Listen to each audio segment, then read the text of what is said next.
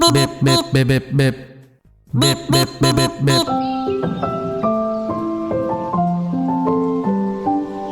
La la la la la la la la la.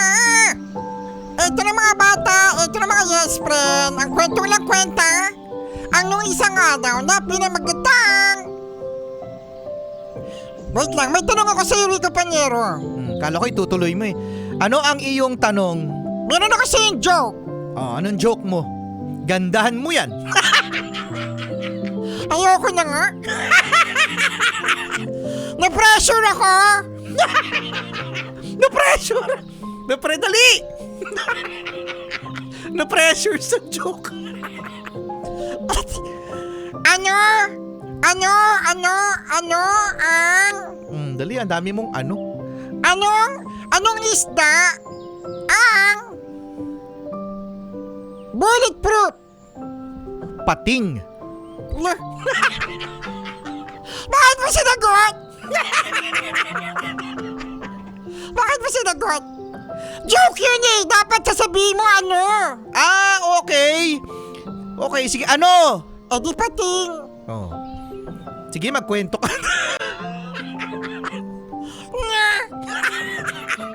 Okay, thanks, bye!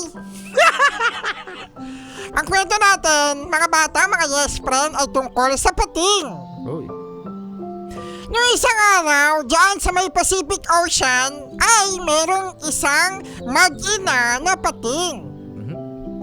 Ang mag-inang pating ay nag-hunt ng kanilang pagkain na fish. Uy, fish. At sabi ng nanay niya, anak, baby shark tut tut tut tut tut tut. Baby shark tut tut tut tut tut tut. At ang sabi naman ng baby shark, Ano sabi ng baby shark? mama shark tut tut tut tut tut tut. At sabi ng nanay niya, anak, pwede na kita iwan ha? Kasi marunong ka nang mag-hunt ng fish.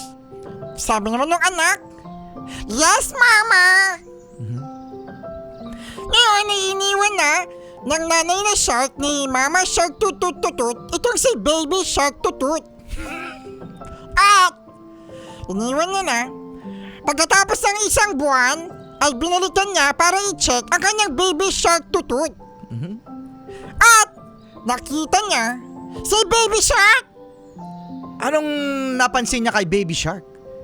Nalaman niya, nakita niya, na itong si baby shark ay mukhang malnourished. Naku, bakit? Wait lang. Sabi ni Mama Shark, angyari sa'yo? Nagda-drugs ka ba? Are you taking drugs? Sabi ng baby shark, hindi ako magpapadrug test. Hindi ako magpapa-hair follicle test. Ba't dadaan sa pagdadrugs? Sabi ni baby shark, kasi po, sabi ng mama shark niya, sige nga, tignan nga kita kung paano ka mag-hunt ng pagkain. Sabi ni baby shark, sige mama shark. Lumangoy itong si baby shark at may mga lumapit na isda. Oh, lumapit na isda. Dumaan sa kanyang bibig. Uy, Pero hindi niya kinain. bakit? Wait lang. Wait lang. Dami mong tanong. Oh. Ngayon, itong si baby shark, hindi niya pinapansin yung mga isda sa kanyang sa paligid niya. Sabi ni Mama Shark, anak, bakit? Oh. Tinan mo, nagtanong din yung mama niya. Mama niya yun. Sino ka ba? Sino ka ba para magtanong, Rico Panyero? Mama niya yun. Oh. Sabi ng anak niya, wait lang ma, tignan mo ako kung paano ako mag-hunt. Lumangoy itong si baby shark tutut-tutut-tutut. Oh.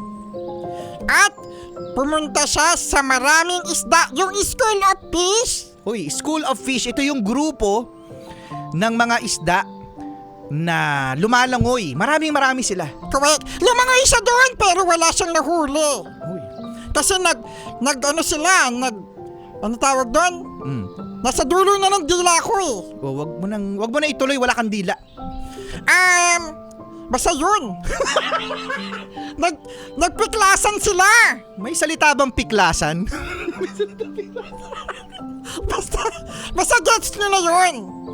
Oo nga, ano tawag doon? Buglasan? Ang tawag doon? Basta yung nagkumawala sila. Ganun. Gets nyo na yun. Kailangan pa explain.